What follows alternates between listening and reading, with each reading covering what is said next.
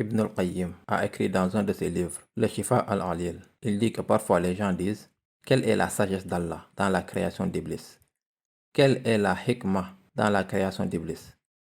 Et de ce qu'il dit dans son livre est que Allah subhanahu wa ta'ala, dans sa miséricorde, il a manifesté le mal dans une personnalité, dans une entité. Si Allah Azza wa Jal avait voulu, le mal ne serait pas dans une entité particulière.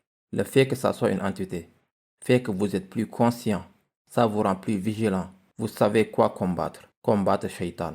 Inna ash-shaytana lakum aduwwun. Allah dit, Shaitan est votre ennemi. Fattakhidhuhu aduwwa. Prenez-le comme votre ennemi. Et parmi eux est la sagesse de l'histoire de notre père Adam et Iblis. Il y a une sagesse que notre père a été séduit par Iblis. Iblis a causé la chute de notre père. Quiconque fait du mal à notre famille, nous serons en colère contre lui. Quiconque se moque de notre famille, quiconque apporte de la détresse à notre père et à notre mère, il devient notre ennemi.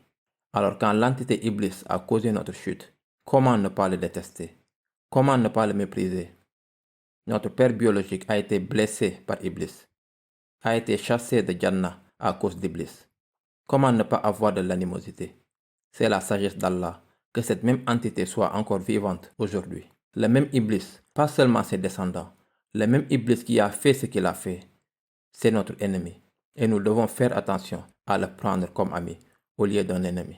Et Allah subhanahu wa ta'ala mentionne, bien sûr dans l'histoire d'Adam, dans une demi-douzaine de versets, dans une demi-douzaine de fois dans le Coran. Nous devons penser pourquoi l'histoire d'Adam est mentionnée tellement de fois, l'histoire d'Iblis et la séduction d'Iblis tellement de fois. Parce qu'Allah veut que nous connaissions la réalité d'Iblis. Il a menti à notre père Adam. Il lui a menti en face. Il a dit: Allah t'a dit de ne pas manger de cet arbre, parce qu'Allah ne veut pas te donner la vie éternelle. Mensonge flagrant. Si tu manges de l'arbre, tu vivras éternellement. Mensonge flagrant. Il a clairement menti devant Adam. Et notre père Adam, comme nous, nous avons cru. Nous avons cru temporairement. Et il a glissé, comme nous glissons quand nous croyons Iblis. Et Iblis a dit alors: oui, vas-y, je te promets et Allah promet. Alors crois à ma promesse, c'est mieux pour toi.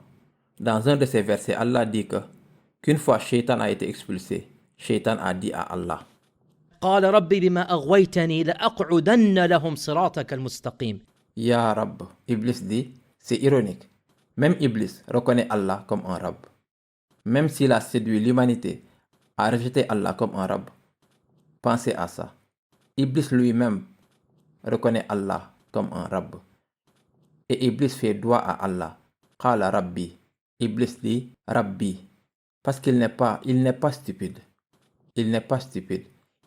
Il sait qu'Allah l'a créé. Il ne le nie pas. Mais il veut laisser les autres nier ce qu'il croit lui-même. Alors il a dit: oh mon Rabb, à cause de toi maintenant, bien sûr Iblis a blâmé Allah. À cause de toi, لأقعدن لهم صراطك المستقيم. je vais m'asseoir sur le sirat al-mustaqim, qui est ton sirat. Et je vais les empêcher d'entrer sur le sirat. ثم لآتينهم من بين أيديهم ومن خلفهم وعن أيمانهم وعن شمائلهم. Et je vais les attaquer sous tous les angles, de devant, de derrière, de la droite, de la gauche. Et tu trouveras que la plupart de tes serviteurs, la plupart de tes adorateurs, ils ne seront pas reconnaissants. Et Allah Azza wa Jal nous dit cette histoire. Nous n'étions pas là-bas. Mais Allah préserve l'anecdote du début. Il la raconte comme étant une anecdote du futur, pour que nous sachions qui est Iblis.